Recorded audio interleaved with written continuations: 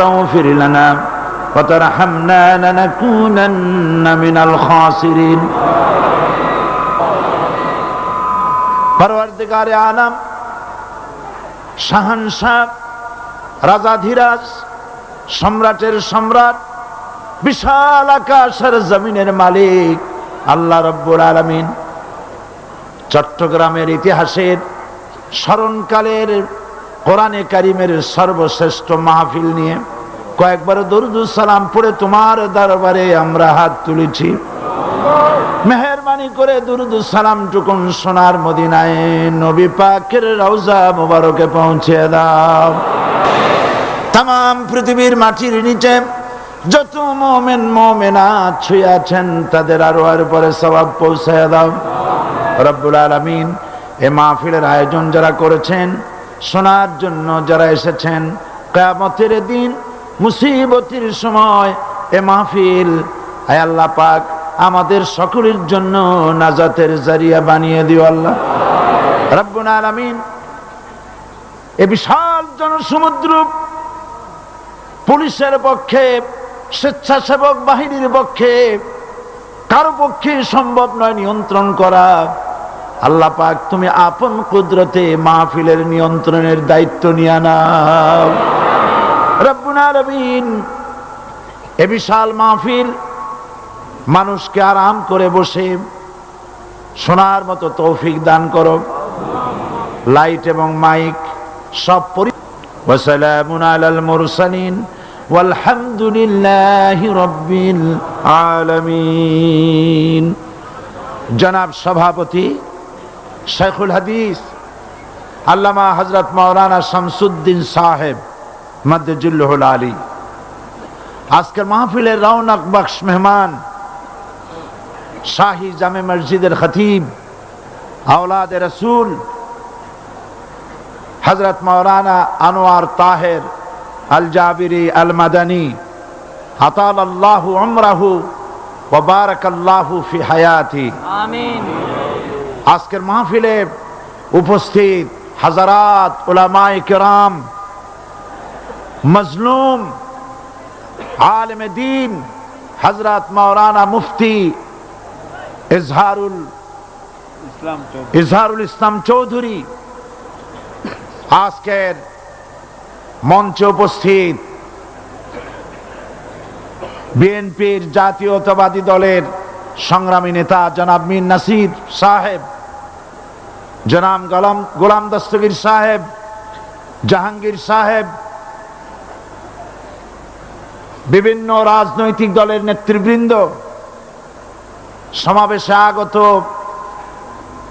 Bharat, Burma, প্রতিবেশী দেশ থেকে আগত, বাংলাদেশের বিভিন্ন জেলা থেকে আগত সম্মানিত প্রিয় ভাইয়েরা, পর্দার আড়ালের সম্মানিত মা এবং বোনেরা, সুপ্রিয় সাংবাদিক বৃন্দ, আসসালামু আলাইকুম ওয়া রাহমাতুল্লাহি ওয়া বারাকাতুহু। মহান আল্লাহ রব্বুল ইজ্জত ওয়াল জালাল তার দরবারে লাখো কোটি শুকর আদায় করি যে মহান আল্লাহ তাবারক ওয়া তাআলা কোরআন শরীফের এ বিশাল মাহফিল, গোটা বিশ্বে কোরআন শরীফ তাফসীরের সর্বশ্রেষ্ঠ মাহফিল চট্টগ্রাম ইসলামী সমাজ কল্যাণ পরিষদ কর্তৃক আয়োজিত চট্টগ্রাম আউটার স্টেডিয়ামে এ বিশাল জনসমুদ্রে আমরা শরীক হতে পেরে আল্লাহ পাকের দরবারে নত শিরে শুকরিয়া জ্ঞাপন করছি, পড়ছি আলহামদুলিল্লাহ। মহব্বতের সংসা আদায় করে নিলাম। তিনি দয়া করে সমস্ত ষড়যন্ত্রের জালকে আপন কুদরতে টুকরা টুকরা করে ছিন্ন ভিন্ন করে ইসলামের বিজয়, কোরআনের বিজয় চট্টগ্রামবাসীর গলায় বিজয়ের মালা পরিয়ে দিয়েছেন। আল্লাহ পাক কোরআন শরীফের মধ্যে ইরশাদ করেছেন, ইউরিদুনা লিইউতফিউ নূরাল্লাহি বিআফওয়াহিহিম ওয়াল্লাহু মুতিম্মু নূরিহি ওয়ালাউ কারিহাল কাফিরুন। ওরা চায় মুখের ফু দিয়ে আমার ইসলামের আলোকে নির্বাপিত করে দেবে। আমি বুঝতে পারছি মাইকে অসুবিধা হচ্ছে, ধৈর্য ধরুন, ধৈর্য ধরুন। মাইকের অপারেটর, সংশ্লিষ্ট ব্যক্তিবর্গ ব্যবস্থা করবেন। আপনারা শুধু আল্লাহকে বলেন তিনি যেন দয়া করে মাইকের আওয়াজ সর্বত্র তার গোলামদের, বান্দা বান্দীদের শোনার জন্য সুযোগ করে দেন। ধৈর্য ধরতে হবে। তারপরেও বলে রাখি, কোন এলাকার মানুষ যদি শুনতে নাও পারেন, আল্লাহ না করুন শুনতে নাও পারেন, লক্ষ লক্ষ মানুষ শুনতেছে, তার ডিস্টার্ব করবেন না। অসংখ্য রেকর্ড হচ্ছে, tape recorder, audio video, CD VCD হচ্ছে, ঘরে বসে শুনতে পারবেন। যদি আজকে কেউ মাহরুম হন, আল্লাহ যেন কাউকে মাহরুম না করেন, বলেন আমিন। ডিস্টার্ব করবেন না, শুনলে ডিস্টার্ব করবেন। আল্লাহ পাক তৌফিক দান করুন ধৈর্য ধরার, বলি আমিন। মাইকের কাজে নিয়োজিত ব্যক্তিবর্গ, আপনারা ঘুরে ঘুরে কষ্ট করে খোঁজ খবর রাখেন কোথায় মাইক হাত উঁচু করে, যেখানে মানুষ হাত নাড়ে সেই সব এলাকায় কি হয়েছে চোখ রাখুন এবং ব্যবস্থা গ্রহণ করুন। তো আল্লাহ পাক বলছেন ওরা চায় মুখের ফু দিয়ে শুনতে পারবেন। থামেন, শুনতে পারবেন, অপেক্ষা করেন। আল্লাহ পাক বলছেন মুখের ফু দিয়ে ওরা আমার আলোকে নির্বাপিত করতে চায়, কিন্তু আমার আলোকে তারা নির্বাপিত করতে পারবে না। আমি আমার দ্বীনকে পূর্ণতা দান করব। জোরে বলেন আলহামদুলিল্লাহ। কবি বলছেন সাথে জাকা রহা হ্যায় আজল সে তা ইমরোজ, সাথে জাকা রহা হ্যায় अज़ल से ता इमरोज, चरागे मुस्तफा भी से शरारे बुलाबिस। সেই আবহমান কাল থেকে শুরু করে মুহাম্মদ সাল্লাল্লাহু আলাইহি সাল্লামের চেরাগকে, ইসলামের আলোকে নিভিয়ে দেওয়ার জন্য আবু জাহেলের গোষ্ঠীরা চিরকাল চেষ্টা করেছে। আল্লাহ পাক তাদের এই বাতিলের সৃষ্ট টর্নেডো, গর্কি, জলোচ্ছ্বাস, ঘূর্ণিঝড়কে সবকিছু উপেক্ষা করে মুহাম্মদ সাল্লাল্লাহু আলাইহি সাল্লামের ইসলামের, আল্লাহর ইসলামের চেরাগকে, বাতিকে জ্বালিয়ে রেখেছেন। জ্বলছে, জ্বলবে, কিয়ামত পর্যন্ত কেউ নিভাতে পারবে না।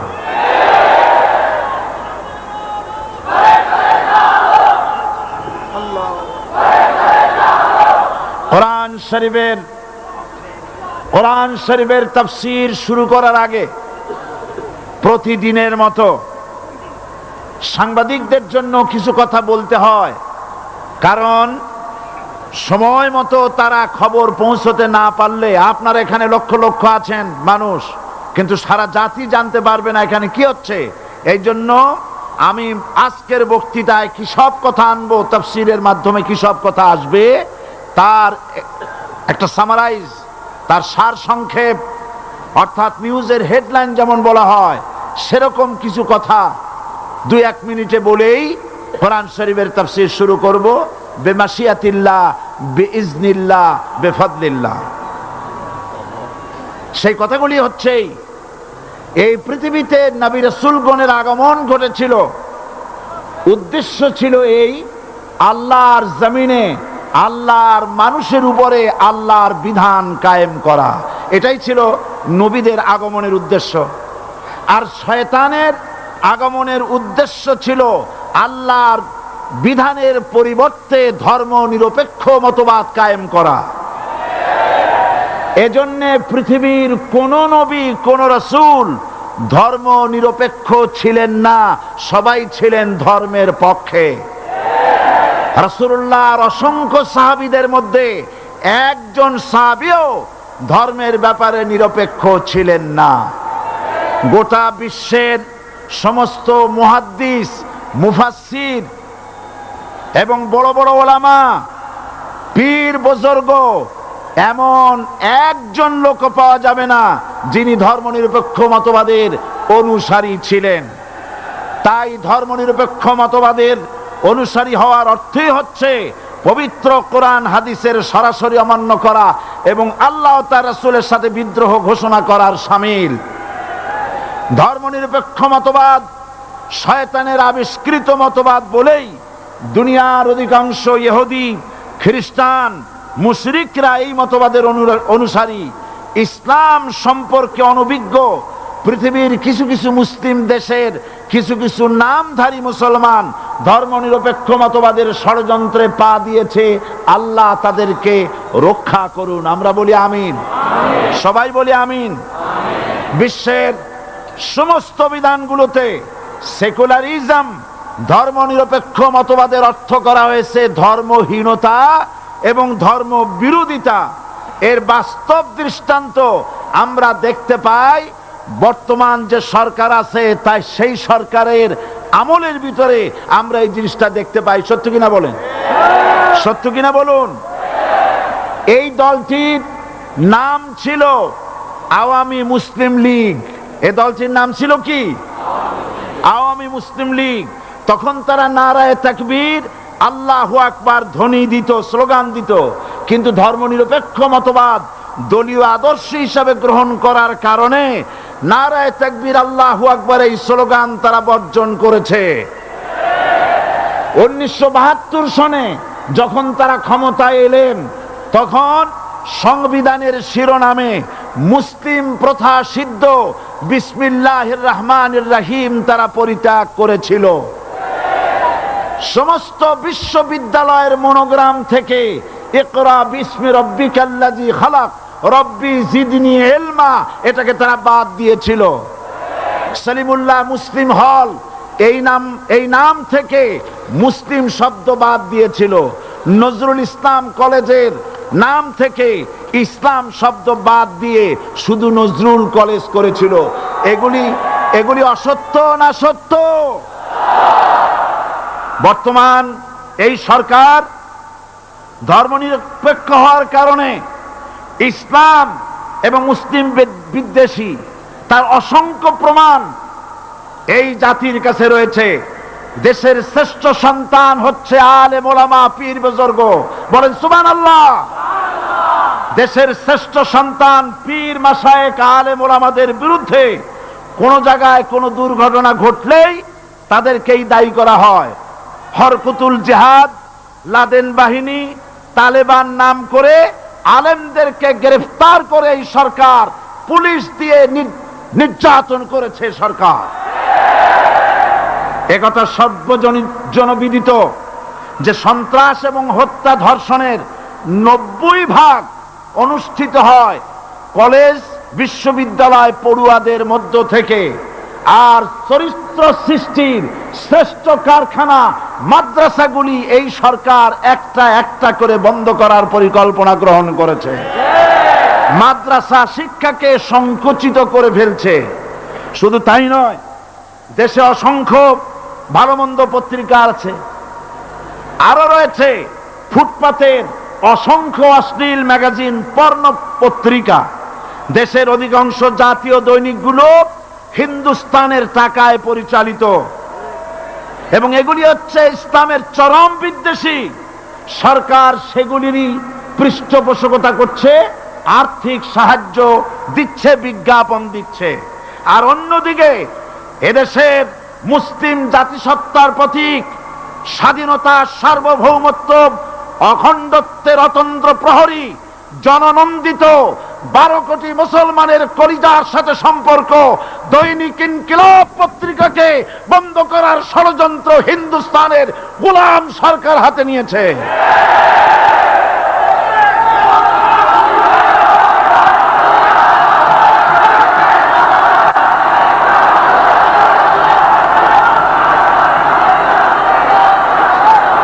সরকার বস্তুনিষ্ঠ সাংবাদিকতায় ভয় পায়, ইসলামের পক্ষে কথা লিখলে ভয় পায়। এজন্য তারা দৈনিক ইনকিলাব এবং তার পরিবারের গায়ে হাত দেওয়ার প্রস্তুতি নিয়েছে।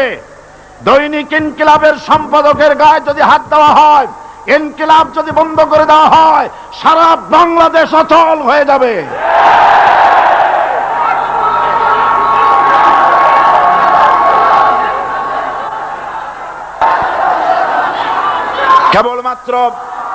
কেবলমাত্র ইসলামী রাষ্ট্র ব্যবস্থাই পারে হত্যা, ধর্ষণ, চুরি, ডাকাতি, জেনা, ব্যভিচার থেকে রক্ষা করে একটি সন্ত্রাসমুক্ত সমৃদ্ধ একটি বাংলাদেশ উপহার দিতে পারে কেবলমাত্র ইসলামী রাষ্ট্র ব্যবস্থা। সুতরাং অবস্থা দৃষ্টে মনে হয় এরা যদি আরেক আল্লাহ না করুন, বলেন আল্লাহ না করেন, আল্লাহ না করেন, আল্লাহ না করেন, এরা যদি আরেকটাবার ক্ষমতায় যেতে পারে, ৭২-এর সংবিধানকে পুনরুজ্জীবিত করে ধর্মনিরপেক্ষ মতবাদ কায়েম করবে, সেজন্যে আজ গোটা তাওহীদবাদী মুসলমানদেরকে জানতে হবে ধর্মনিরপেক্ষ মতবাদ একটি কুফরি মতবাদ। ওলামারা আমাকে সাক্ষী দেন, ধর্মনিরপেক্ষ মতবাদ কুফরি মতবাদ কিনা? এই কুফরি মতবাদকে বাংলাদেশের মাটিতে যাতে কার্যকরী করতে না পারে তার জন্য গোটা তাওহীদি জনতা রুখে দাঁড়ান। আল্লাহ পাক সে তৌফিক গোটা জাতিকে দান করুন বলি আমিন। এবার আসুন কোরআনে কারীমের যে কথাগুলি আমরা আলোচনা করতে চাই, আপনাদের সামনে সূরা বাকারার 255 নম্বর আয়াত আমি তেলাওয়াত করে গত 2 দিন আলোচনা করেছি। আজকে আসেন সেই যেখান থেকে শেষ করেছিলাম সেখান থেকে আলোচনা শুরু করে যাক। সবাই আমার সাথে পড়েন, আউযু বিল্লাহি শাইতানির রাজিম, বিসমিল্লাহির রাহমানির রাহিম।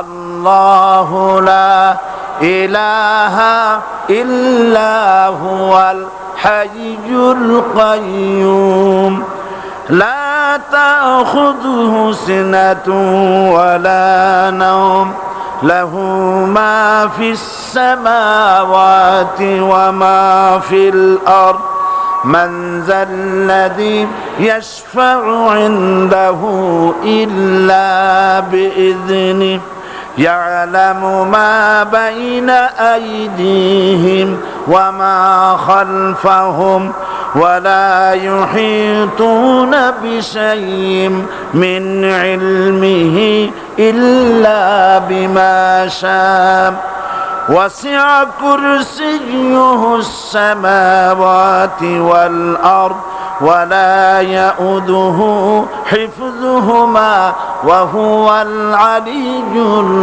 আযীম। সাদাকাল্লাহুল আযীম। আমি এই সূরার এই আয়াতের আলোচনা করতে গিয়ে আপনাদের সামনে বলেছিলাম কোরআন শরীফের সর্বশ্রেষ্ঠ আয়াত হচ্ছে হাদিস অনুযায়ী কোন আয়াত? আয়াতুল কুরসি। আল্লাহ পাকের সার্বভৌমত্বের পরিচয় এই আয়াতে কারিমার মধ্যে আল্লাহ পাক দিয়েছেন। গত 2 দিন আমরা আল্লাহ পাকের সার্বভৌমত্ব এবং তার পরিচয় সম্পর্কে আলোচনা করেছি। আজকে সামনের দিকে আমরা এগোতে থাকবো যতদূর আলোচনা করা যায়। আল্লাহ পাক বলছেন, আল্লাহু লা ইলাহা ইল্লা হুয়াল হাইয়ুল কাইয়্যুম। আল্লাহ হচ্ছেন তিনি যিনি ছাড়া কোনো ইলাহ নাই। লা ইলাহা ইল্লাহু, তিনি ছাড়া কোনো ইলাহ নাই, সার্বভৌমত্বের মালিক কেউ নাই। এই যে লা ইলাহা, কোনো ইলাহ নাই, আমরা কালেমার মধ্যে এই কথাটা বলি। আমাদের কালেমায়ে তাইয়্যিবা আমরা কি উচ্চারণ করি? লা ইলাহা ইল্লাল্লাহু মুহাম্মাদুর রাসূলুল্লাহ। জোরে পড়েন, লা ইলাহা ইল্লাল্লাহ লা ইলাহা ইল্লাল্লাহু মুহাম্মাদুর রাসূলুল্লাহ। লা ইলাহা, কোন ইলাহ নাই, এই দাওয়াত দিয়েছেন দুনিয়ার সমস্ত পয়গম্বর। এটা কি শুধু রাসূলুল্লাহর দাওয়াত ছিল? সমস্ত নবীদের স্লোগান ছিল একটা। সমস্ত নবীদের স্লোগান ছিল কয়টা? সবাই বলুন, কি সেই স্লোগান? লা ইলাহা ইল্লাল্লাহ। কোরআন শরীফের ভিতরে ইলাহ শব্দ 147 বার এসেছে। লা ইলাহার অর্থ যদি এই হয়, কোন উপাস্য নাই আল্লাহ ছাড়া, কোন মাবুদ নাই আল্লাহ ছাড়া, মুহাম্মদ সাল্লাল্লাহু আলাইহি সাল্লাম আল্লাহর প্রেরিত রাসূল, তাহলে তো এত ঝঞ্ঝাট হওয়ার কথা ছিল না। আপনারা বলেন, নবীরা যখনই এই দাওয়াত দিয়েছেন লা ইলাহা ইল্লাল্লাহ, তখন সংঘর্ষ হয়েছে কিনা? হয়েছে কিনা? বাধা আসছে কিনা? তাহলে এই কথাটা কি, যার কারণে এরকমের বাধা আসে? লা ইলাহা ইল্লাল্লাহ, এর চাইতে বিপ্লবাত্মক, এর চাইতে রিভলিউশন সৃষ্টিকারী কথা আল্লাহর আকাশের নিচে জমিনের উপরে আর একটাও হতে পারে না। লা ইলাহা ইল্লাল্লাহ। ইলাহ শব্দের অর্থ শুধু উপাস্য আর মাবুদ নয়। ইলাহ শব্দের অর্থ হচ্ছে আইনদাতা, ইলাহ শব্দের অর্থ হচ্ছে শাসনকর্তা, ইলাহ শব্দের অর্থ হচ্ছে বিধানদাতা।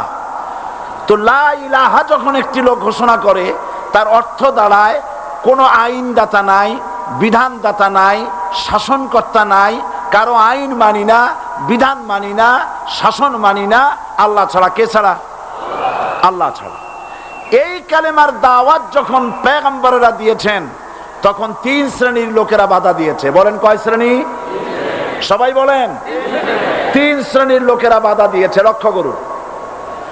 1 নম্বরে বাধা দিয়েছে রাষ্ট্র শক্তি। 1 নম্বরে বাধা দিল কারা?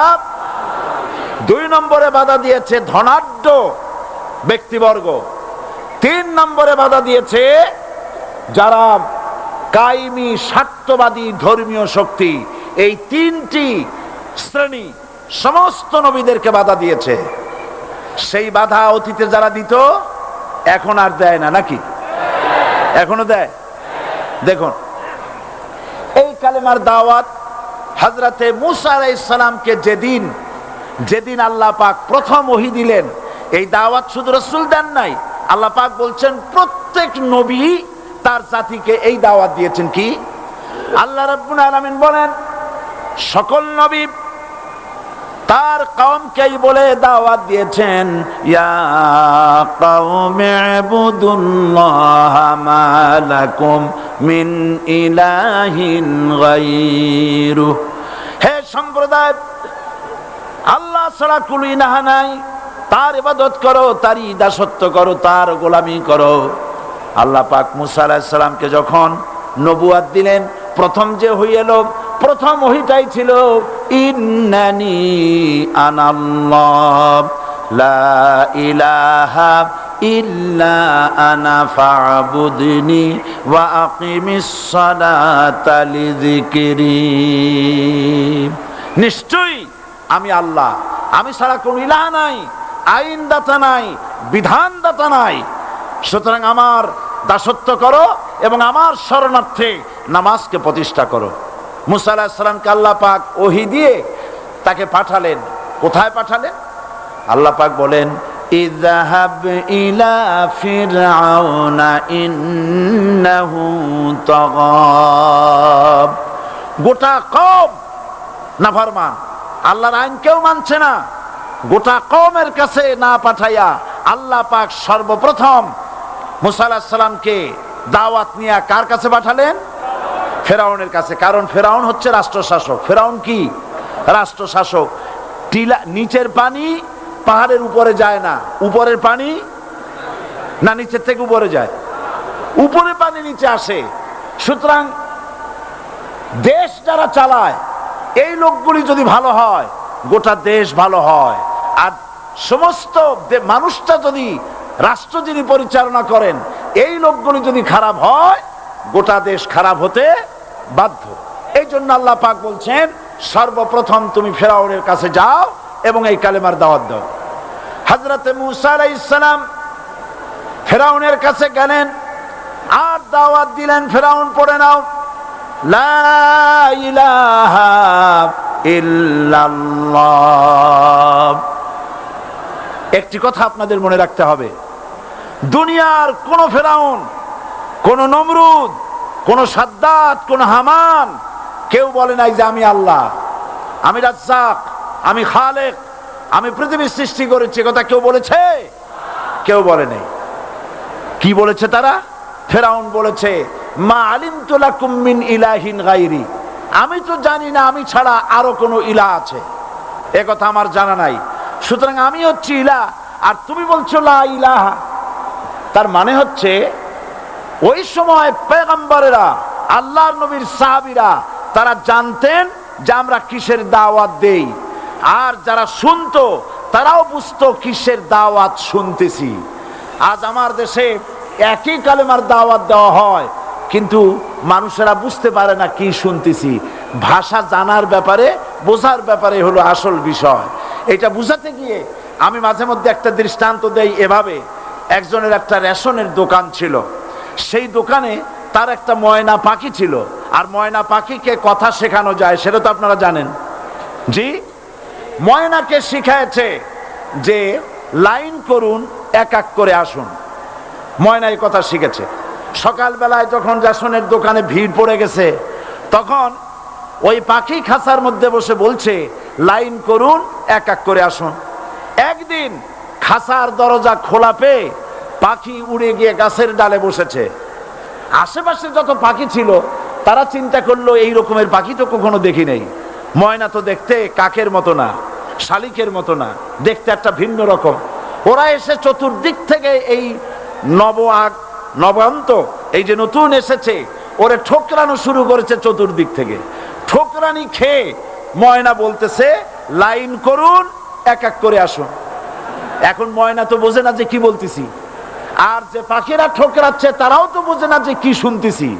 ময়না যদি বুঝতো যে আমি কি বলি, সবাই মিলে ঠোকরায়, তাই জান বাঁচে না। লাইন করে ঠোকরাইনি তো কলজে যাবে, সব ঠোঁটে ঠোঁটে চলে আসে, বোঝে নাই।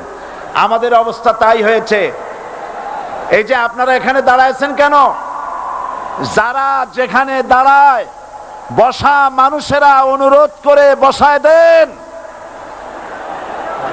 এত বড় বিশাল মাহফিলে আপনি দাঁড়ায়া কোন মানুষকে কষ্ট দিবেন না, জায়েজ নাই। মুসলমানদেরকে কষ্ট দেওয়া কবিরা গুনাহ। বুঝতে পেরেছেন? যে যেখানে দাঁড়িয়েছে আপনারা বসা মানুষেরা তাদেরকে বসায় দেন। এত বড় বিশাল মাহফিলে আপনি দাঁড়ায়া কোন মানুষকে কষ্ট দিবেন না, জায়েজ নাই। মুসলমানদেরকে কষ্ট দেওয়া কবিরা গুনাহ। বুঝতে পেরেছেন? যে যেখানে দাঁড়িয়েছে আপনারা বসা মানুষেরা তাদেরকে বসায় দেন। সুতরাং এই কালেমার দাওয়াত যখন হযরতে মূসা আলাইহিস সালাম দিলেন, ফেরাউন বলল আমি তো জানি না যে আমি ছাড়া আরো কোন ইলাহ আছে, আইনদাতা তো আমি, তুমি নতুন কোথা থেকে আইনদাতা নিয়ে আসছো? ফেরাউন বলছে দেখো, আমারে বাদ দিয়া যদি অন্য কাউকে ইলাহ বলে তুমি মানো, আর সেই শিক্ষা যদি যে জাতিকে দাও, তাহলে আমি তোমাকে ধরে লাআজআলান্নাকা মিনাল মাসজুনিন, আমি তোমাকে কারারুদ্ধ করব, আমি তোমাকে জেলখানায় ঢুকিয়ে দেব। রাষ্ট্রশক্তি প্রথম বাধা দিল কারা? বলেন সবাই। সেই বাধা কি ওখানে শেষ হয়েছে না এখনো আছে? আছে কিনা জোরে বলেন। আমি তোমাকে জেলখানায় ঢুকাবো। হযরতে মূসা আলাইহিস সালাম বলেন ফেরাউন রে, জেলের ভয় আমি করি না, আমার কি জেলের ভয় দেখায়া লাভ নাই। আমি আল্লাহ পাকের পয়গম্বর হযরতে মূসা আলাইহিস সালাম। ফেরাউনের দলবল আছে, লোক লস্কর আছে, তার অস্ত্রের অভাব নাই। আল্লাহ রাব্বুল আলামিন মূসা আলাইহিস সালামের কাছে একটা অস্ত্র দিয়া দিলেন। দিছিলেন কিনা? দিছিলেন কিনা? আল্লাহ পাক হযরত মূসা কি বলেছেন? ওয়া মা তিলকা বিয়ামিনিকা ইয়া মূসা, মূসা রে তোমার হাতে ওটা কি? মূসা আলাইহিস সালাম বললেন এটা লাঠি। আল্লাহ পাক বললেন ফেলে দাও লাঠি। লাঠি ফালায় দিলেন, কি হয়ে গেল? হিয়া হাইয়াতুন তাসআ, লাঠি হয়ে গেল। এখন লাঠি পড়ে সাপ হয়ে গেল। সাপ দেখে নবী হোক, ওলি হোক, সাহাবী হোক আর আলেম হোক, সাপ দেখলে ভয় করে না মানুষের? মুসা আলাইহিস সালাম ভয় পাইছে। আল্লাহ রাব্বুল আলামিন হযরত মুসাকে শোনায় দিলেন, খুযহা ওয়া লা তাখাফ সানুঈদুহা সিরাতাহাল উলা, খোঁজ, ধরো, লা তাখাফ, ভয় পেও না। আল্লাহ বলছেন ধরো, ভয় পেও না। ধরার সঙ্গে সঙ্গে স্বাভাবিক অবস্থায় ফিরে আসবে, আবার লাঠি হয়ে যাবে। এখন আল্লাহ বলছেন ধরো, মুসা আলাইহিস সালাম কি ভয় পাওয়া উচিত হবে? উচিত হবে? মুসা আলাইহিস সালাম কি ভয় পাইছিলেন? কারণ হচ্ছে এই দুশমনের শক্তিটা খুব বড়ই দেখা যায়, মনে হয় যেন অনেক বড়, কি জানি কি। আল্লাহ পাক বলছেন ইন্না কাইদাশ শায়তানে কানা দাঈফা, শয়তানের চক্রান্ত যতই তুমি মনে করো অনেক ষড়যন্ত্রের জাল বিস্তার হয়ে আছে, আল্লাহ কয় কিছুই না, দাঈফা, অত্যন্ত দুর্বল। আল্লাহ পাক বললেন ধরো, মুসা আলাইহিস সালাম সাপ ধরলেন, সঙ্গে সঙ্গে লাঠি হয়ে গেল। ফিরআউন বরদাস্ত করলো না, রাষ্ট্রশক্তির পক্ষ থেকে আক্রমণ শুরু হলো। অপরাধ কি? মুসা আলাইহিস সালামের অপরাধ কি? কি অপরাধ? মাশাআল্লাহ, বুঝতে পেরেছেন। অপরাধ হচ্ছে তিনি বলেছেন লা ইলাহা, জোরে বলেন লা ইলাহা ইল্লাল্লাহ। এই কালেমাকে আজ আমরা ভিক্ষার বুলি বানাইছি। এটা হলো সার্বভৌমত্বের বুলি, এটা হচ্ছে আল্লাহ পাকের সার্বভৌমত্বের কথা। আজ আমরা মানুষের কাছে আমরা শুনি, মানুষেরা ভিক্ষা চায়, লা ইলাহা ইল্লাল্লাহ, এক মুঠ চাউল দেন, লা ইলাহা ইল্লাল্লাহ 10 খান পাই দেন। এই হচ্ছে কালেমার জিকির। আবার কেউ কেউ জিকির করতেছে লা ইলাহা আস্তে, ইল্লাল্লাহ জোরে, এমন জোরে কলব সাফ করে, কলব তাতে থাকলেও পারে, গেলেও পারে। এই কালেমার জার, এর আঘাত পয়গম্বররা মেরেছেন। হযরতে মুসা আলাইহিস সালাম যখন বলেছেন লা ইলাহা ইল্লাল্লাহ, এই ধাক্কা ফিরআউন বরদাস্ত করতে পারে নাই। দরিয়ায় নীলের ভিতরে আল্লাহ পাক ডুবাইয়ে শেষ করে দিয়েছেন, দেন নাই? হযরতে মুসা আলাইহিস সালাম তার উম্মতেরা দরিয়ার পাশে বসে দ্বীনি কথাবার্তা বলতেছেন। এমন সময় ফিরআউন, তার শত্রু হচ্ছে মুসা আলাইহিস সালাম। শত্রু কেন? মুসা কি ফিরআউনের পাকা ধানে মই দিয়েছে নাকি? বলেন আপনারা। তার হালের গরু পিটায় মারছে নাকি?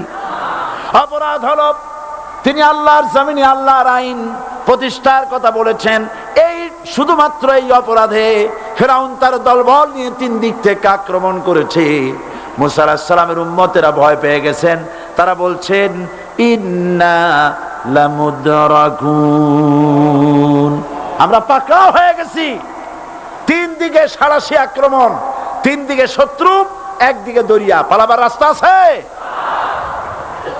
হযরত মুসা আলাইহিস সালাম ভয় পেয়ে গেলেন, সারেন্ডার করলেন না।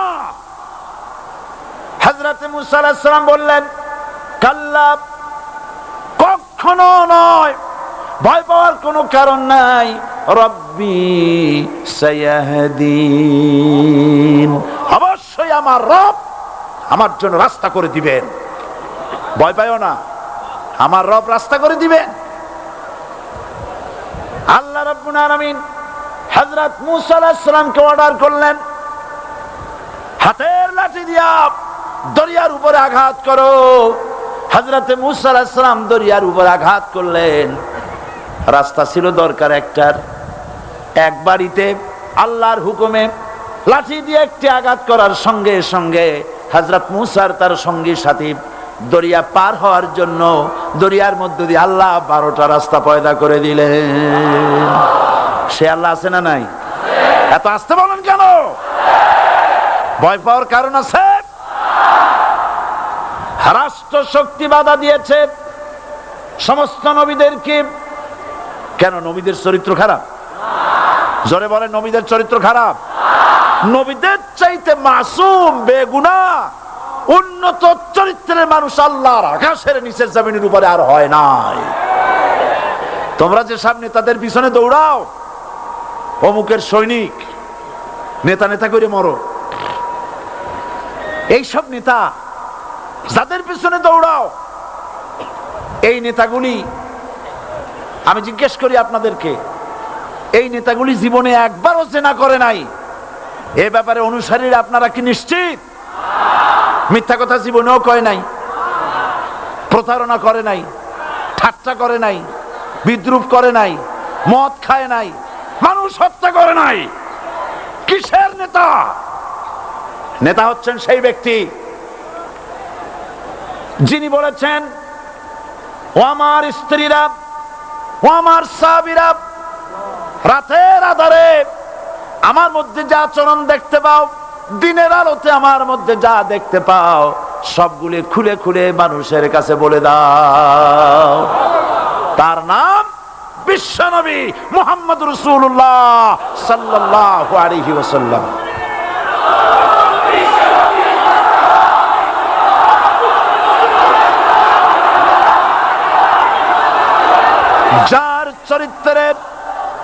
যার চরিত্রের সার্টিফিকেট আল্লাহ রাব্বুল আলামিন নিজে দিচ্ছেন, ওয়া ইন্নাকা লাআলা খুলুকিন আযীম। নবী হে, উন্নত চরিত্রের উপরে আপনি প্রতিষ্ঠিত। সুবহানাল্লাহ।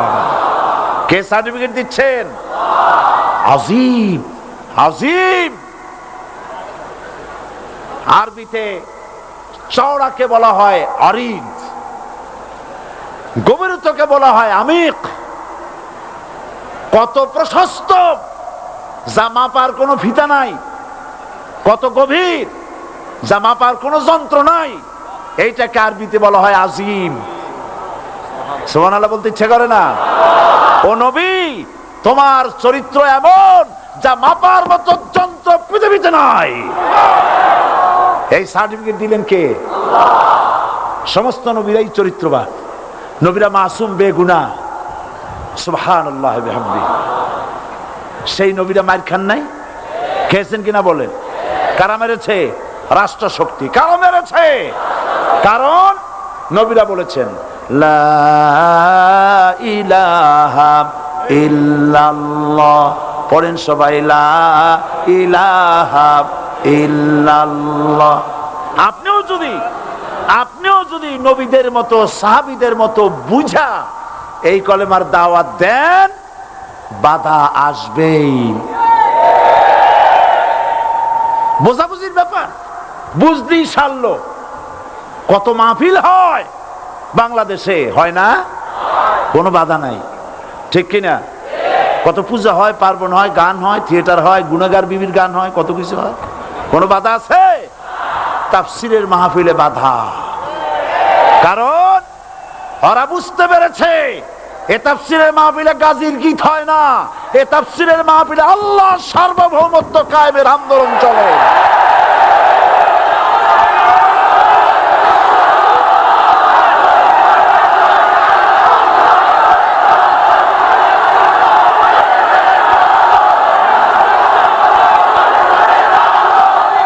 এবার দেখুন, এবার কলেমা বোঝেন, কালেমা বুঝুন।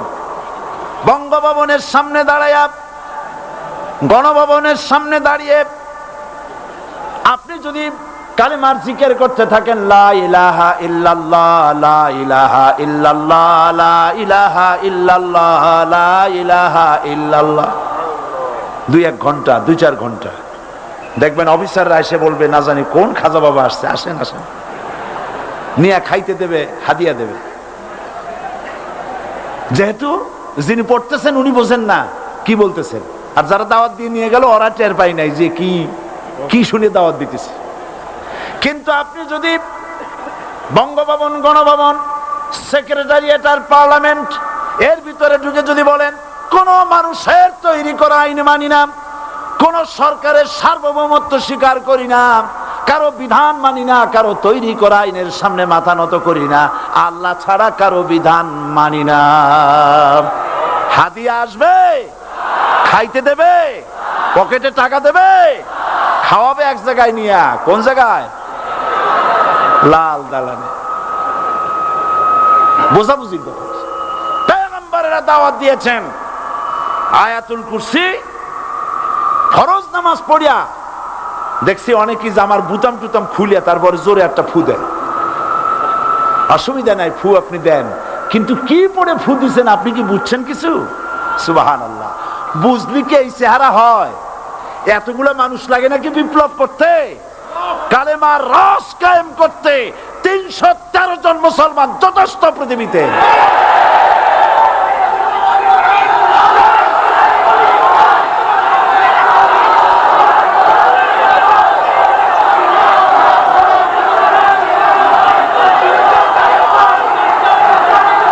আল্লাহ পাক কোরআনে কারীমের মধ্যে আল্লাহ পাক বলেছেন এমন একজন নবী পাঠাই নাই।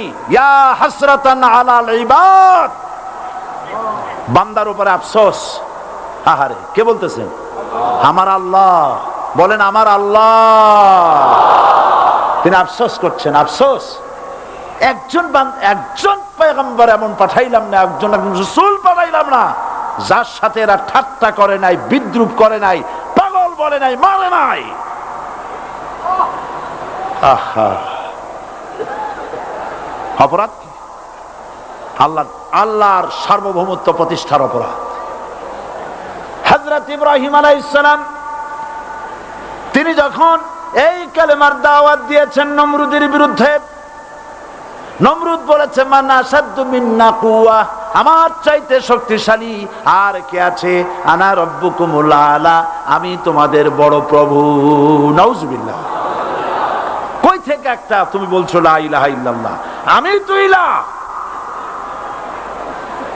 হযরত ইব্রাহিম আলাইহিস সালাম কি কালেমার দাওয়াত পেশ করার অপরাধে অগ্নিকুণ্ডের ভিতরে ফালাবার ব্যবস্থা হয়ে গেছে। আল্লাহ পাক সব ঘটনা কোরআনে বলে দিয়েছেন কিনা বলেন? কেন বললেন এই সমস্ত কথা? এই জন্য বলেছেন ফেরাউন মরে যাবে, নমরুদ মরে যাবে, কিন্তু তাদের প্রেতাত্মারা যুগে যুগে তারা বেঁচে থাকবে। আগুনের ভিতরে ফালাবার ব্যবস্থা হয়েছে। আল্লাহ পাক বলে দিয়েছেন আমার রাস্তায় যদি চেষ্টা করো, জিহাদ করো, আমার সাহায্য তোমরা পাবে। ওয়া কানা হাক্কান আলাইনা নাসরুল মুমিনিন, মুমিনদেরকে সাহায্য করা আমি আল্লাহর জন্য ওয়াজিব। সুবহানাল্লাহ বলবেন না? আলহামদুলিল্লাহ বলবেন না? আমার জন্য ওয়াজিব মুমিনদেরকে সাহায্য করা। ইব্রাহিম আলাইহিস সালামকে আগুনে ফেলানো হচ্ছে। হযরত জিবরাইল বলেন ইব্রাহিম তোমাকে আগুনের ভিতরে ফেলানো হতেছে, আমার কাছে সাহায্য চাও, আমি তোমারে বাঁচায় দেব। হযরত ইব্রাহিম আলাইহিস সালাম তিনি বললেন জিবরাইল আমার পরীক্ষা চলতেছে, আমাকে ডিস্টার্ব করো না, আমি তোমার কাছে সাহায্য কেন চাইব? আমি তো এমন কোন অন্ধ আল্লাহর ইবাদত করি না যিনি তার বান্দার দুঃখ দুর্দশা নিজের চোখে না দেখেন। পরীক্ষা পাস করছে না? পাস করছেন কিনা? হযরত ইব্রাহিম বলেন শোনো জিবরাইল, আমি যদি আগুনের ভিতরে পড়ে যাই আর আগুনে পুড়ে যদি ভস্ম হয়ে যায়, আমার আল্লাহ যদি এতে খুশি হন, তাহলে আমি আমার রব্বুল আলামিনকে খুশি করার জন্য এভাবে 1000 বার পুড়তে আমি রাজি আছি। ইব্রাহিম আলাইহিস সালাম আগুনের ভিতরে পড়ে গেলেন। আল্লাহ রাব্বুল আলামিন আগুনের প্রতি নোটিশ করে দিলেন ইয়া নারু কুনি বারদাও ওয়া সালামান আলা ইব্রাহিম, আগুন আমার ইব্রাহিমের জন্য শান্তিদায়ক ঠান্ডা হয়ে যা। ইব্রাহিম আলাইহিস সালাম জ্বলছেন, পুড়ে গেছেন। নমরুদ তার প্রাসাদের ছাদে বসে ইব্রাহিম আলাইহিস সালামের পোড়া দৃশ্য দেখে আনন্দ করবে, আগুনের দিকে তাকায় দেখে ইব্রাহিম আরামে বসে আছেন। পোড়া তো দূরের কথা, জামাও পরে নাই। ও ডাক দিয়া বলে রে আগুন, গোটা জাতি নিয়ে তোর পূজা করলাম, আমার দুশমন কেন জ্বালাইতে পারিস না? তোর জ্বালানো শক্তি কি নষ্ট হয়ে গেছে নাকি? আগুনের ভিতর থেকে আওয়াজ বেরিয়ে এলো, নমরুদ, আমার ভিতরে দাহ্য শক্তি, জ্বালানো শক্তি আছে কি নাই যদি প্রমাণ করতে চাও, টেস্ট করতে চাও, তুই নিজে আয়, তোরে সুদ্ধা তাম দুনিয়া জ্বালাই দিতে পারি, ইব্রাহিমের এক গাছা পশম জ্বালাইতে পারি না। বিশ্বকবি আল্লামা ইকবাল কি সুন্দর করে বলেছেন, আজ ভি হো জু ইব্রাহিম কা ইমা पैदा आग कर सकती है एक अंदाजे गुलिस्ता पैदा। ইব্রাহিমের ঈমান যদি আজও কোথাও হয় বিদ্যমান, করতে পারেন অগ্নিকুণ্ডে খুবসুরত এক গুলিস্তান। এখনো যদি ইব্রাহিমের সন্তানদেরকে আগুনের মধ্যে ফেলে দেওয়া হয়, আর ইব্রাহিম ঈমান যদি থাকে, আগুনকে ফুলের বাগান বানাবার ক্ষমতা আল্লাহর আছে। চিরকাল আল্লাহ পাক এই কালেমাকে দিয়েছেন আল্লাহর সার্বভৌমত্বকে প্রতিষ্ঠা করার জন্য। আয়াতুল কুরসি শুধু পড়ে বুকে ভিউ দেওয়ার জন্য নয়। পড়েন আমার সাথে, আল্লাহু লা ইলাহা ইল্লা হুয়াল হাইয়ুল কাইয়্যুম। দুনিয়ার সমস্ত পয়গম্বর অত্যাচারিত হলেন, শুধু তাই নয়, বিশ্ব নবী আখেরি জামানার পয়গম্বর নবী মুহাম্মদ রাসূলুল্লাহ সাল্লাল্লাহু আলাইহি ওয়াসাল্লাম জাতির কাছে আসলেন। তিনি এসে বললেন, ইয়া আইয়ুহান নাস কুলু লা ইলাহা ইল্লাল্লাহ। প্রথম দাওয়াত, প্রথম দাওয়াত। শুনছেন কথা? রাসূলুল্লাহ বলছেন, ও জাতি, আমার রাসূল তো মক্কার রাসূল না শুধু, মদিনার রাসূল না শুধু, আরবি ভাষা ভাষীদের রাসূল না শুধু, আমার নবী কি নবী? চিল্লায় বলেন। তাই তিনি বলেছেন, ও বিশ্বের মানবতা, বিশ্বের মানব গোষ্ঠী, যদি মুক্তি পেতে চাও, নাজাত পেতে চাও, উচ্চারণ করো, বিশ্বাস করো, আমল করো, বলো লা ইলাহা ইল্লাল্লাহ। জোরে পড়েন, লা ইলাহা ইল্লাল্লাহ, লা ইলাহা ইল্লাল্লাহু মুহাম্মাদুর রাসূলুল্লাহ। আবু জাহেল বুঝছিল কলেমার অর্থ? কথা বলেন না কেন? আবু জাহেল বুঝছিল? উতবা, সাইবা, মুগিরার গোষ্ঠীরা বুঝছিল? বুঝেছে। তারপরে তারা চিন্তা করলো যে সর্বনাশ তো করছে, লা ইলাহা, কোন ইলাহ নাই, আইনদাতা নাই, বিধানদাতা নাই, তাহলে আমরা কি ঘরে বসে বসে কি করব? উনি নতুন একজন ইলাহ নিয়ে আসছে, আল্লাহ ছাড়া কোন ইলাহ নাই, তাহলে আমাদের কাজটা কি? প্রথমে তারা চেষ্টা করলো যে একটু দেখি নরম নরম ভাবে হয় নাকি। চলে গেল আবু তালেবের কাছে, আসে না দিছে, বললো, আবু তালেব, তুমি তো কুরাইশদের নেতা, তোমার ভাইয়ের ছেলে কয়টাই কি? কি আশ্চর্যজনক কথা, লা ইলাহা ইল্লাল্লাহ, আল্লাহ ছাড়া কোন ইলাহ নাই, তা আমরা করব কি? তোমার ভাতিজাকে বুঝাও লা ইলাহা ইল্লাল্লাহর দাওয়াত বন্ধ করে দিক, এর বিনিময়ে টাকা লাগে টাকা দেব, সোনা লাগে সোনা দেব, যত সুন্দরী মেয়ে চায় তাও দেব, নেতৃত্ব চায় তাও দেব, তবু যেন কালেমার দাওয়াত না দেয়। আসিনে কা হাদিসে আছে কিনা? নবীজি যখন বাড়ি ফিরলেন, চাচা আবু তালেব নিজের কলিজার টুকরা সন্তান হযরত জাফর আলীর চাইতে তিনি ভালোবাসতেন কলিজার মতো করে মুহাম্মদ সাল্লাল্লাহু আলাইহি সাল্লামকে। বলছে, বাবা, এমন কথা কেন বলো যাতে লোকেরা খেপে যায়? এই কথাগুলি বলো না, ওরা আমার কাছে এই সব প্রস্তাব দিয়ে গিয়েছে। রাসূলুল্লাহ প্রস্তাব শুনে এগ্রি করলেন। জি, আমার নবী বলেন, ও আমার চাচা আবু তালেব, প্রস্তাবকারীদেরকে শুনিয়ে দিন।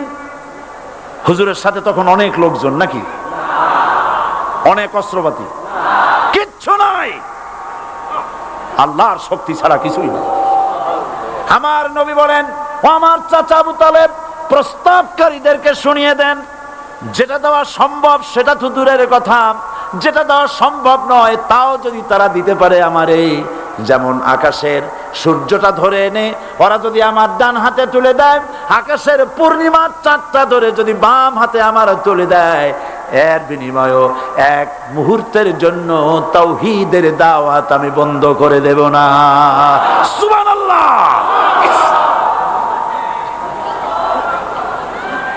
রাসূল করিম সাল্লাল্লাহু আলাইহি ওয়াসাল্লাম তাদের এই প্রস্তাবকে যখন গ্রহণ করলো না, কাফেরেরা বুঝলো। আমি আগেই বলেছি 3 শ্রেণীর লোক বাধা দিয়েছে। কয় শ্রেণী? প্রথম শ্রেণী কি? রাষ্ট্র শক্তি, তাদের হাতে অস্ত্রপাতি তো খুব শক্তি। আর যারা একবার ক্ষমতায় যায়, ওরা মনে করে এই ক্ষমতা থেকে আমাদেরকে কেউ নামাইতে পারবে না। বিংশ শতকের শ্রেষ্ঠ মুজাদ্দিদ আল্লামা সৈয়দ আবুদুল্লাহ মওদুদী রাহমাতুল্লাহ আলাইহি তিনি এক জায়গায় লিখেছেন, স্বৈরাচারীরা তার পতনের সমস্ত ছিদ্র বন্ধ করে, কিন্তু একটা ছিদ্র বন্ধ করতে পারে না। মনের ভুলে সে ছিদ্রটা থেকেই যায়, যেই ছিদ্র দিয়ে আসলে তার পতনটা হবে। ক্ষমতায় গিয়ে মনে করে চিরকাল ক্ষমতায় থাকবো। ভারতের প্রধানমন্ত্রী পণ্ডিত জওয়াহরলাল নেহেরু রাঁচি পাগলা গারদে গিয়েছেন, মেন্টাল হসপিটাল। পাগলেরা নেহেরুকে দেখে আশ্চর্য হয়ে গেছে, এত সুন্দর মানুষ, মাথায় কিস্তি টুপি, গায়ে শেরওয়ানি, মুসলমানি ড্রেসই আলাদা। যদিও তিনি হিন্দু ছিলেন, পরেছেন মুসলমানি ড্রেস। শেরওয়ানি কাদের পোশাক? কাদের পোশাক? হাতে ছড়ি নিয়ে হাঁটা, স্টাইল করে, সুন্দর পাজামা, সুন্দর টুপি, সুন্দর সাজসজ্জা করে, মুসলমানদের ড্রেস। এই ড্রেস পরে তিনি গিয়েছেন, সবসময় যে ড্রেস তিনি পরতেন। পাগলেরা জিজ্ঞেস করছে, তুমি কে গো? উনি বলছেন, আমারে চেনো নাই? আমি ভারতের প্রধানমন্ত্রী পণ্ডিত জওয়াহরলাল নেহেরু। পাগলেরা বলছে, ও সেই কথা। আমরাও যখন এই হসপিটালে আসছিলাম, এই তোমার মতো লম্বা লম্বা কথা আমরাও বলছি। থাকো আমাদের সাথে কিছুদিন, তোমার মাথাও ঠান্ডা হয়ে যাবে। ক্ষমতায় যারা থাকে, ক্ষমতার মোহে চতুর্দিকে অন্ধকার দেখে, মনে করে আমার পতন আর হবে না। কিন্তু তোমাকে বুঝিবে যে গোকুলে বাড়ি শেষে। গাড়ির চাকা সব সময় উপরে থাকে না। গাড়ির চাকা সব সময় উপরে থাকলে গাড়ি তো চলবেই না। গাড়ির চাকা ঘোরে বলেই তো গাড়ি চলে। সুতরাং এই উপরে তোমার চাকা উপরে এখন আছে বলে, তোমার দলের চাকা উপরে আছে বলে যারা মানুষের উপরে জুলুম করছো, আলেমদেরকে ধরতেছো, মুসল্লিদেরকে ধরে ধরে জেলে ঢুকাচ্ছ, সময় আসবে এমন ইন্দুরের গর্ত অপমানা পালাবার জন্য।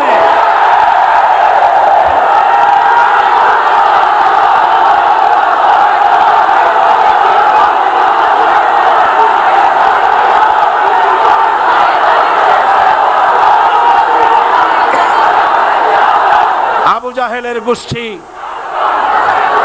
আবু জাহেলের গোষ্ঠী মনে করেছে সোজা আঙ্গুলে ঘি যখন উঠলো না, আঙ্গুল বাঁকা করতে হবে। শুরু হয়ে গেল অত্যাচার। শুরু হয়েছে না? হযরত সুমাইয়া রাদিয়াল্লাহু তাআলা আনহা কি নির্মম ভাবে, নিষ্ঠুর ভাবে তাকে শহীদ করা হলো। খাব্বাব, খুবাইব, হযরত খাব্বাব রাদিয়াল্লাহু তাআলা আনহুকে দেখে হযরত ওমর একদিন বলছিলেন, খাব্বাব তোমার পিঠে এত গর্ত কেন? এত গর্তওয়ালা পিঠ আর এত চিকুন কোমর আমি তো জীবনেও দেখিনি। হযরত খাব্বাব বলেছেন, ওমর জানো না, ইসলাম কবুল করার অপরাধে, কালেমা পড়ার অপরাধে কাফির বেঈমানেরা আমাকে মারধর করেছে। যখন আমি তাদের মারে কালেমা ছাড়ি নাই, তখন আগুন জ্বালায়া আগুনের আংটার উপরে, আংটা আগুনের উপরে আমাকে চিৎ করে শোয়ায়া, আমি যেন নড়াচড়া করতে না পারি সেজন্য আমার বুকের উপরে পাথর চাপা দিয়া রেখেছে। আগুনে গোশত পুড়ে পুড়ে আগুন ভিতরে ঢুকেছে, গায়ের রক্ত আর চর্বি গলে গলে পড়ে আগুনগুলো নিবেছে। ওই পিঠে যে গর্ত হয়েছে আজও পর্যন্ত সেই গর্ত মিটে যায় নাই। হযরত খাব্বাব রাদিয়াল্লাহু তাআলা আনহু বলছেন, বুখারী শরীফে হাদিসে ভাবে এসেছে, ওয়ান খাব্বাব বিন আরিত রাদিয়াল্লাহু তাআলা আনহু আন্নাহু ক্বাল শাকাউনা ইলা রাসূলিল্লাহ সাল্লাল্লাহু আলাইহি ওয়াসাল্লাম ওয়া হুয়া মুতাওয়াসসাদুন বুরদাতুন লাহু ফি জিল্লিল কাবা। আমি গেলাম রাসূলুল্লাহর কাছে, যে দেখি হুজুর বাইতুল্লাহ শরীফের ছায়ায় আরাম ফরমাচ্ছেন। আমি কাছে গিয়ে বললাম, আলা তাস্তানসিরু লানা আলা তাদউ লানা ইয়া রাসূলুল্লাহ, হে রাসূল আপনি কি আমাদের জন্য দোয়া করবেন না? আপনি কি আমাদের জন্য আল্লাহর কাছে সাহায্য প্রার্থনা করবেন না? মার খেয়ে খেয়ে তো শেষ হয়ে গেলাম। শুনতেছেন আপনারা? আল্লাহর নবী উঠে বসলেন, বললেন, খাব্বাব শোনো, তোমাদের আগে যারা এই পৃথিবীতে এসেছিলেন দ্বীনের দাওয়াত দেওয়ার জন্য, সমকালীন রাষ্ট্র শক্তি তাদেরকে ধরতো, ফায়ুখাজুর রাজুলু ফায়ুহফারু লাহু ফিল আরদ, তার জন্য তারে ধরে নিয়ে মাটির মধ্যে গর্ত করত, ফায়ুজআলু ফিহা, এরপরে সেই গর্তের ভিতরে তাকে কোমর পর্যন্ত গেড়ে দিত। সুম্মা ইউতা বিল মানশার, এরপরে করাত আনা হতো, ফায়ুদাউ আলা রাসিহি, এরপরে করাতটা মাথার উপরে রাখা হতো, ফায়ুজআলু নিসফাইন, এরপরে করাত দিয়া চিরে চিরে জীবিত মানুষটাকে দ্বিখণ্ডিত করে ফেলে দিত। মা ইয়াসুদ্দুহু যালিকা আন দীনি, এত কষ্ট দেওয়ার পরেও, এত জুলুম করার পরেও দ্বীনের দায়ীদেরকে এক চুল পরিমাণ আল্লাহর রাস্তা থেকে তারা সরাই দিতে পারে নাই। ওয়াল্লাহি, ও খাব্বাব, আমি আমার আল্লাহর নামে কসম করি। মুসলমান কে কসম করতেছে? আল্লাহ রাসূল। আমি আমার আল্লাহর নামে কসম করি, ওয়াল্লাহি লা ইউতাম্মান্নাল্লাহু হাযাল আমর হাত্তা ইয়াসির রাকিবু মিন সানা ইলা হাজরামাউত। সেদিন বেশি দূরে নয়, ইয়েমেনের রাজধানী সানা থেকে শুরু করে সৌদি আরবের হাজরামাউত পর্যন্ত হাজার হাজার মাইল, এই দীর্ঘ পথে যুবতী নারী তার সৌন্দর্যের পশ্চা নিয়া, আর ধনাঢ্য ব্যক্তিরা সওদাগরেরা তাদের টাকা পয়সা নিয়া একাকে নিয়ে অথবা দলবদ্ধ ভাবে মানুষেরা যাতায়াত করবে। লা ইয়াখাফু ইল্লাল্লাহ, মানুষের মনের মধ্যে কোনো ভয় থাকবে না। এমন একটা সময় আসবে, ওয়ালাকিন্নাকুম তাস্তাজিলুন, অথচ তোমরা বড্ড তাড়াহুড়ো করছো। তাড়াহুড়ো করো না, অপেক্ষা করো, ধৈর্য ধরো, মার খাও, জেলে যাও, শহীদ হও, আল্লাহর রাজ কায়েম হবেই হবে।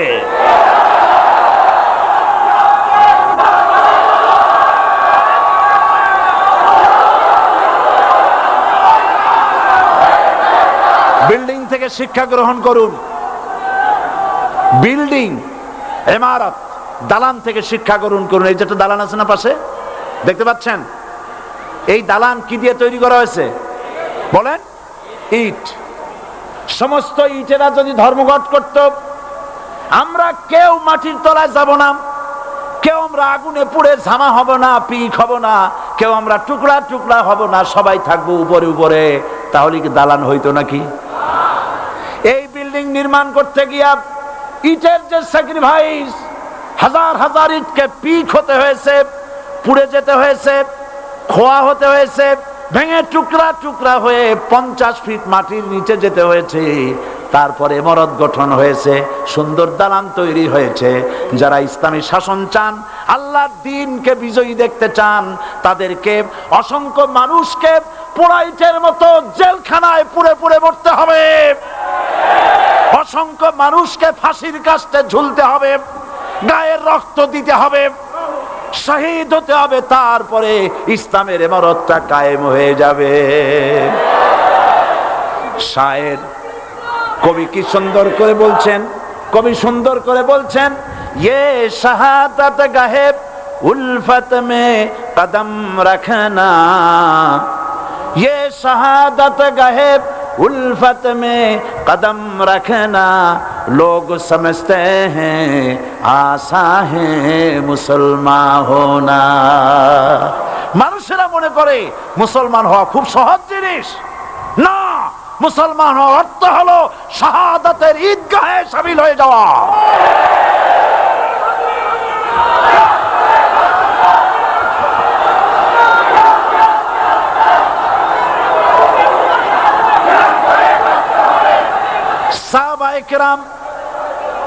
সাহাবায়ে কেরাম মার খেলেন, এবার স্বয়ং আল্লাহর নবীর গায়ে হাত তুলল।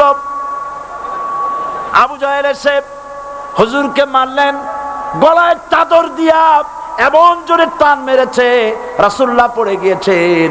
হাদিসে এসেছে হুজুরের চোখ মোবারক ঠিকরে পড়ে যেতেছে, চেহারা মোবারক লাল হয়ে গিয়েছে, জমিনের উপরে আছাড় মেরে ফেলেছে। রাসূলের এই অবস্থা দেখে হযরতে হামজা তখনও কাফের ছিলেন, শিকার থেকে এসে তিনি এই দৃশ্য দেখলেন, দাসীর মুখে শুনলেন, ছুটে চলে গেলেন আবু জাহেলের বাড়িতে। যায় বলে, আবু জাহেল রে, তুই মুহাম্মদ সাল্লাল্লাহু আলাইহি ওয়াসাল্লাম মেরেছিস, বল কেন মারলি? এমন ভালো মানুষ তো জীবনে চোখে দেখি নাই, যিনি কোনো মিথ্যা কথা বলেন না, ভালো ভালো কথা বলেন, এক আল্লাহর গোলামি করার জন্য বলেন। এই সব ভালো কথা বলার জন্যই তুই তারে মারলি নাকি? আরে আবু জাহেল, তুই কি মনে করেছিস মুহাম্মদ সাল্লাল্লাহু আলাইহি ওয়াসাল্লাম তার পিতা আব্দুল্লাহ মারা গেছে বলে মুহাম্মদ সাল্লাল্লাহু আলাইহি ওয়াসাল্লাম এতিম হয়ে গেছে এই মনে করেছিস নাকি? জেনে রাখ, মুহাম্মদ সাল্লাল্লাহু আলাইহি ওয়াসাল্লামের পিতা আব্দুল্লাহ মারা গেছে, কিন্তু চাচা হামজা তো মরে যায় নাই।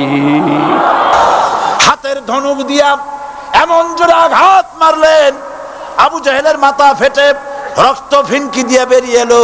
হযরতে হামজা ঘরে ফিরে এসে রাসূল করিম সাল্লাল্লাহু আলাইহি ওয়াসাল্লামের মস্তক মোবারক কোলে উঠায় নিলেন আর বললেন, বাবা, তোমাকে মেরেছে বলে আমি আবু জাহেলের মাথাটা ফাটাই দিয়ে আসছি, তুমি খুশি হও। হুজুর বলছেন, চাচা, কার মাথা ফাটাইছো এইটা বলে আমারে খুশি করতে পারবা না। হযরতে হামজা বলেন, তুমি কি হলে খুশি হবে?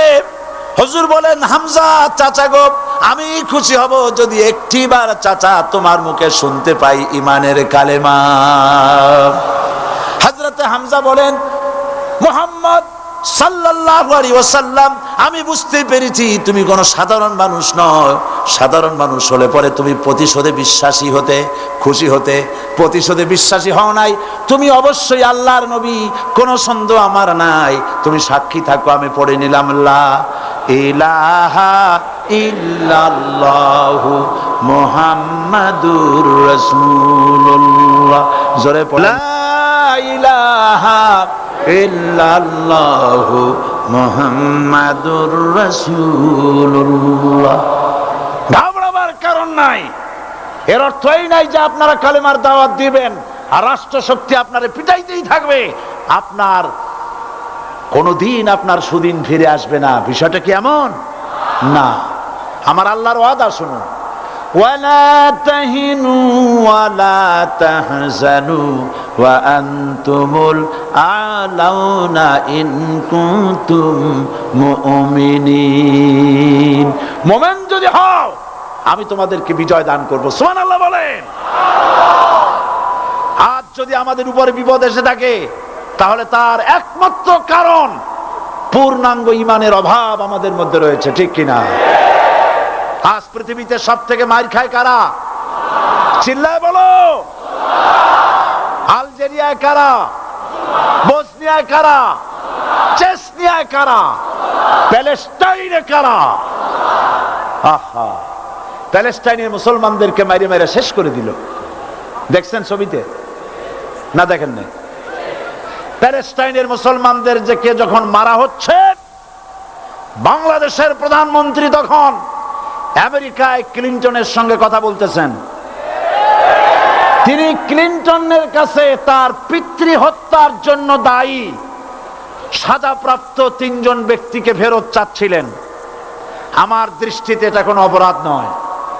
সন্তান তার পিতার প্রতি আকর্ষণ থাকবেই। আমার আপত্তি সেখানে আপনি প্রধানমন্ত্রী শুধু শেখ পরিবারের প্রধানমন্ত্রী নন, শুধু আওয়ামী লীগের প্রধানমন্ত্রী হওয়া উচিত নয় আপনার।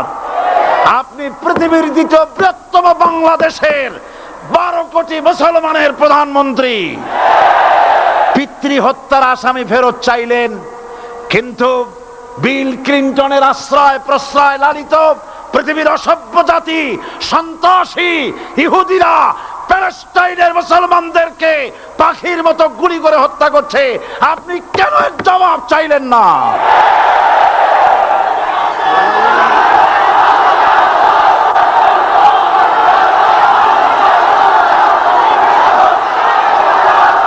জবাব জবাব আপনি চাইতে পারবেন না, কারণ মুনাফিকদের সাহস হয় না, সাহস হয় মুমিন ব্যক্তি। বিল ক্লিনটনকে বলা দরকার ছিল, এই ইসরায়েলকে তোমরাই বসিয়েছো, মধ্যপ্রাচ্যের বিষ ফোড়ায় পরিণত করেছো তোমরা। তবে হ্যাঁ, যুরিবাত আলাইহিমুজ যিল্লাতু ওয়াল মাসকানা ওয়া বাউ বিগাদাবিন মিনাল্লাহ। আল্লাহর গজব আসবে, ইহুদিরা পৃথিবী থেকে নিশ্চিহ্ন হবেই হবে ইনশাআল্লাহ। দেখেছেন তাকায়া, প্যালেস্টাইনে ইসরায়েলিরা হেলিকপ্টার, গানশিপ, কামান, বোমা নিক্ষেপ করছে, আর প্যালেস্টাইনের শিশু, কিশোর, যুবকেরা ইহুদিদের নিক্ষিপ্ত বোমা আর কামানের মোকাবেলা করতেছে পাথর দিয়ে। আমি আমার অন্তরের অন্তঃস্থল থেকে ধন্যবাদ জানাই, মোবারকবাদ জানাই খালিদ বিন ওলীদের উত্তরসূরি, খাব্বাব খোবাইবের উত্তরসূরি প্যালেস্টাইনের ওই সব যুবকদেরকে যারা কাফের বেঈমান ইহুদিদের মোকাবেলা করতেছে ইট আর পাথর দিয়ে। আর আমি আমার অন্তরের অন্তঃস্থলের সমস্ত ঘৃণা দিয়ে আমি ধিক্কার জানাই পৃথিবীর মুসলিম শাসকদেরকে, যারা মুসলমানদের মার দেখে চুপ করে যারা বসে আছে।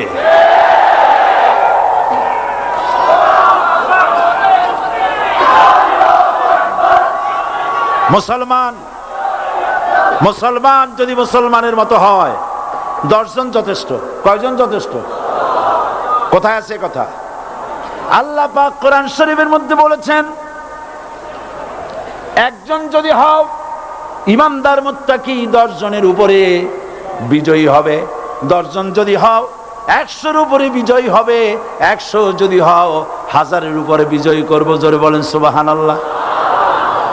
কবি বলতেছেন, ফিজায়ে বদরে পয়দা কুন ফেরেশতে তেরি নুসরত কো উতর সকতে গর্দুঁ সে কতর অন্দর কতর আবি। বদরের মুসলমানদের মতো ঈমান আনো, তাহলে আকাশ থেকে কাতারে কাতারে ফেরেশতা নাজিল করে দিয়ে আল্লাহ পাক তোমাদেরকে সাহায্য করবেন। সুবহানাল্লাহ। সে আল্লাহ আছে না নাই? জোরে বলেন, আছে না নাই?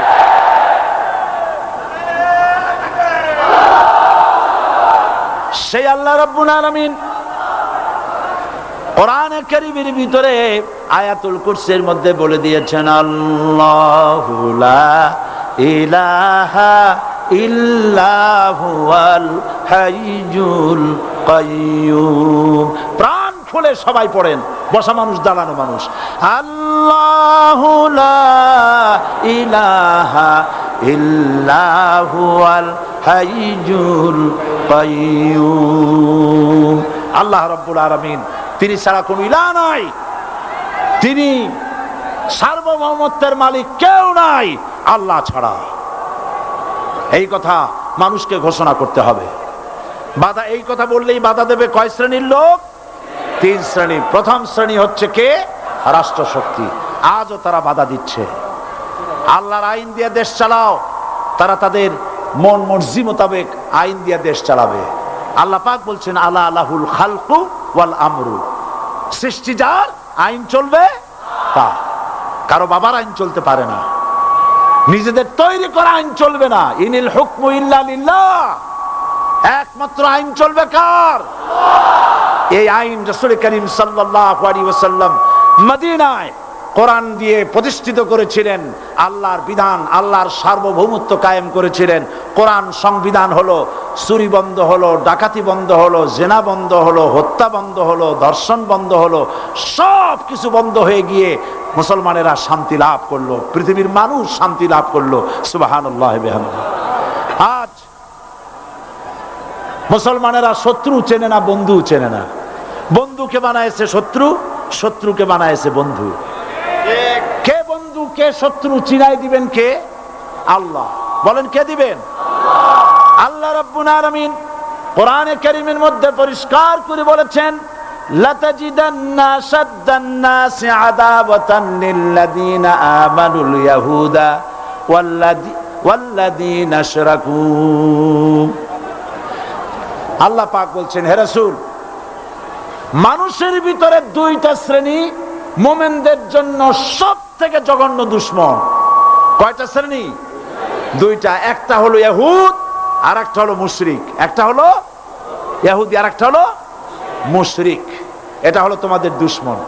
আর আজ আমাদের দেশে, পৃথিবীর বিভিন্ন দেশে মুসলমানেরা মুশরিকদের সঙ্গে সম্প্রীতি বাড়াচ্ছে, মুসলমানদের সাথে শত্রুতা বাড়াচ্ছে। আজ আমার দেশে পূজা পার্বণে বাধা নাই। পূজা পার্বণে বাধা আছে? পূজা পার্বণে বাধা নাই। বাধা কোথায়? কোরআন শরীফের তাফসীর মাহফিলে। কোরআনের তাফসীরের মাহফিলে বাধা দেওয়া হচ্ছে। গান বাজনায় 144 ধারা নাই, কিন্তু কোরআন শরীফের মাহফিলে 144 ধারা দেওয়া হচ্ছে। যারা দিচ্ছে তারা আবার ওমরাও করে, হজও করে। ওরা আমাদের বলে আমরা নাকি ধর্মের নামে রাজনীতি করি। বলে না? আমরা নাকি ধর্মের নামে রাজনীতি করি। আমি বলি, ধর্মের নামে আমরা রাজনীতি করি না, আমরা ধর্মীয় রাজনীতি করি। কথাটা বুঝে আসছে কিনা? ধর্মের নামে রাজনীতি তো সেই ব্যক্তি করে 1996 সনের নির্বাচনের আগে যিনি মাথায় পট্টি বেঁধেছিলেন, যিনি শপথ গ্রহণের সময় হাতে তসবিহ পরেছিলেন। ধর্মের নামে রাজনীতি তিনি করেছেন। আজ অনেকগুলি ডিগ্রি পেয়েছেন তিনি, অনেকগুলি ডিগ্রি পেয়েছেন। কয়টা? মুখস্থ হয়ে গেছে আপনাদের। শকুনেরা, শকুন যদি গরুর গোশত কিনে খাওয়া লাগতো, 80 টাকা কেজি দরে শকুনে এত গোশত কিনে খাইতে পারতো না। লেখাপড়া করে যদি ডিগ্রি নেওয়া লাগতো, এত ডিগ্রি কপালে জুটতো না। পয়সা দিয়া ম্যানেজ করা ডিগ্রি। কিন্তু 9টা নিলে কি হবে? আসল ডিগ্রিটা এখনো বাকি আছে। আসল ডিগ্রি কোনটা? নির্বাচনের আগে পট্টি বেঁধে তসবিহ নিয়ে গোটা জাতিকে যে সফলভাবে প্রতারণা করতে আপনি পেরেছিলেন মহা প্রতারক হিসেবে, সেই ডিগ্রি আগামী নির্বাচনের মোক্ষম সময় জনগণ আপনার গলায় পরায় দেবে।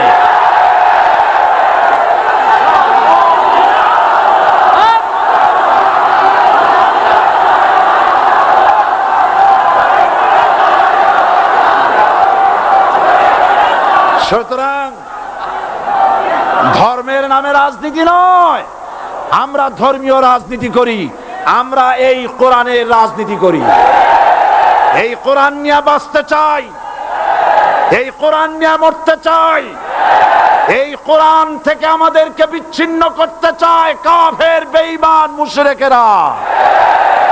ও আমার জাতি, কোরআন থেকে যারা বিচ্ছিন্ন করতে চায়, তোমরা কি তাদের বিরুদ্ধে জিহাদের জন্য প্রস্তুত থাকবে?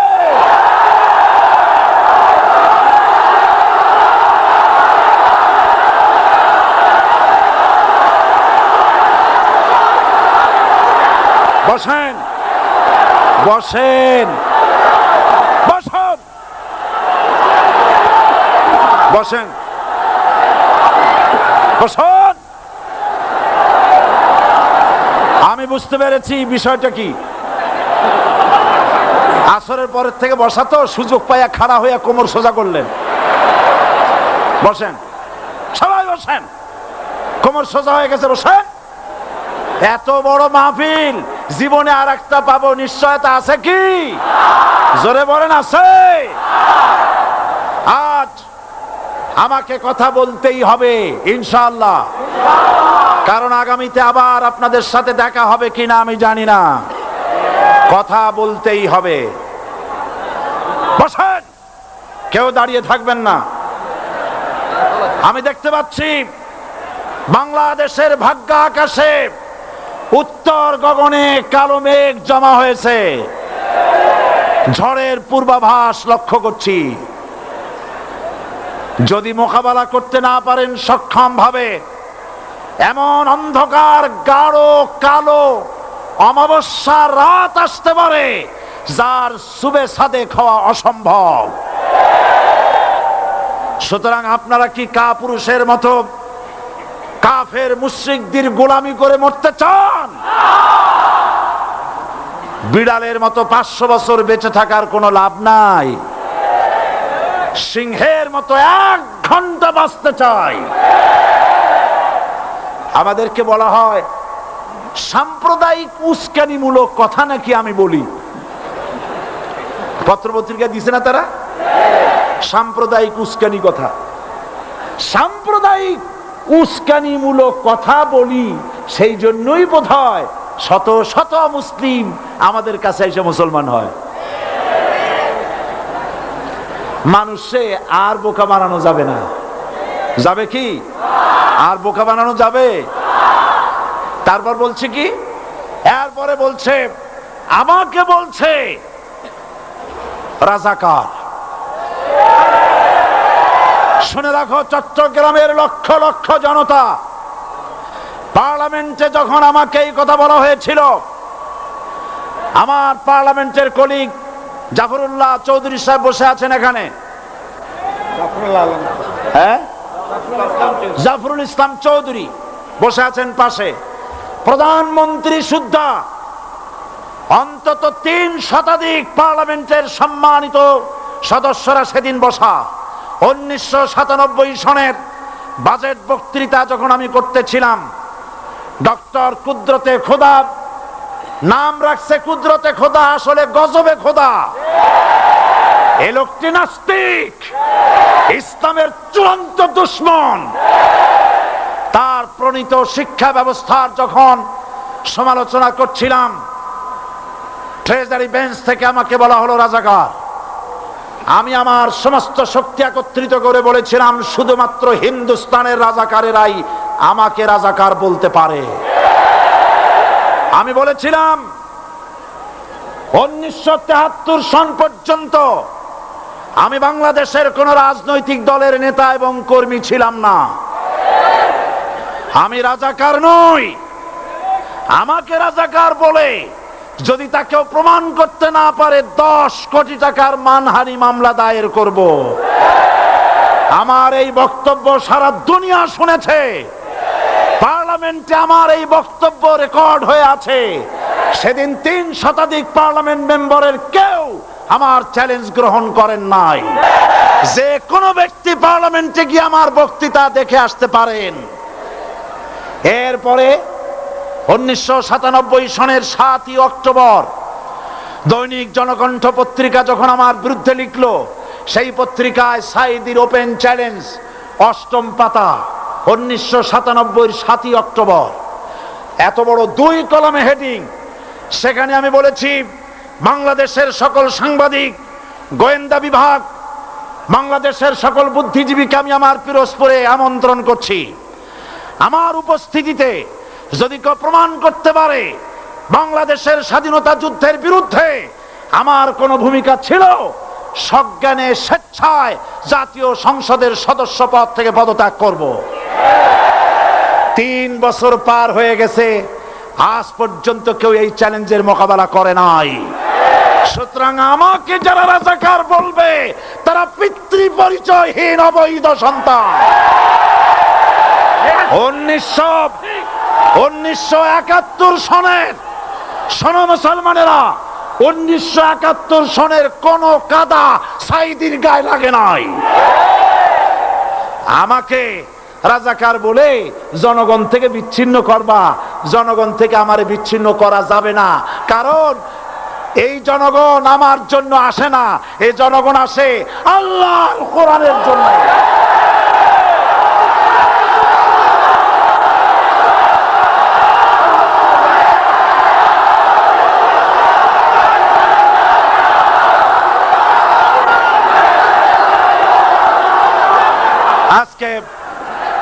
আজ যারা ইসলামের কথা বলে যারা ইসলামের কথা বলে তারাই রাজাকার, তারাই মৌলবাদী। মৌলবাদী বললে আমরা অসন্তুষ্ট হই না, কারণ মৌলবাদী শব্দটা আসছে মূল থেকে। মৌল শব্দ এসেছে মূল থেকে। মূলবাদী তার মানে যারা মূলে আছে। মূল হলো কোরআন, মূল হলো হাদিস, মূল হলেন আল্লাহ, মূল হলেন আল্লাহ রসুল। আমরা আছি মূলে। এখন বলেন তো মূলের শক্তি বেশি না আগার শক্তি বেশি? আমাদের যারা মৌলবাদী বলে ওরা হলো আগাবাদী। মূলে আছে কত কোটি? 12 কোটি। মূলে আছে কত কোটি? আর আমাদের যারা মৌলবাদী বলে ওই থাকো গাছের আগায়, আমরা মূলে। লাফালাফি বেশি করবা না, 12 কোটিতে গাছের গোড়া আসতে নানা দেবে, মামু বাড়ি দিল্লি গিয়ে পড়বা, বাংলার জমিনে জায়গা হবে না। এ কথা বিশ্বাস করো। বাংলাদেশের মুসলমানদের শরীরে এক বিন্দু রক্ত থাকতে শয়তানের তৈরি করা ধর্ম নিরপেক্ষ মতবাদ বাংলার জমিনে কায়েম হতে দেওয়া হবে না, হবে না।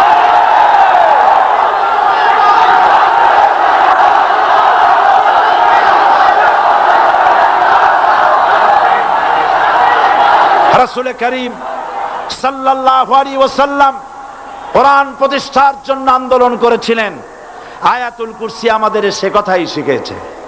আল্লাহ রাব্বুল আলামিন বলেন, আল্লাহু লা ইলাহা ইল্লা হুয়াল হাইয়ুল কাইয়ুম। প্রাণ খুলে পড়েন, আল্লাহু লা ইলাহা ইল্লা হুয়াল হাইয়ুল কাইয়ুম। আল্লাহ হচ্ছেন তিনি, যিনি ছাড়া কোনো ইলাহ নাই, আইনদাতা নাই, বিধানদাতা নাই। আমরা মানুষের তৈরি করা আইন মানি না।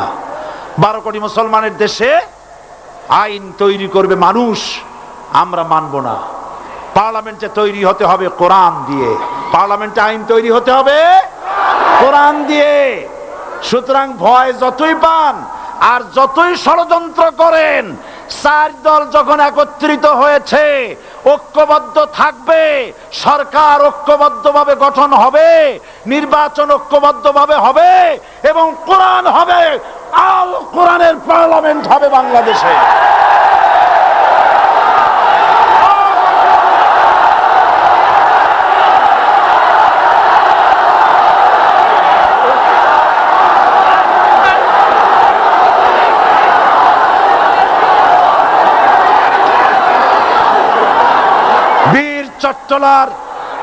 বীর চট্টলার মুসলমানেরা, বীর চট্টলার মুসলমানেরা স্বাধীনতার ঘোষণা এই চট্টগ্রাম থেকে স্বাধীনতার মহান ঘোষক প্রেসিডেন্ট জিয়াউর রহমান সাহেব দিয়েছিলেন।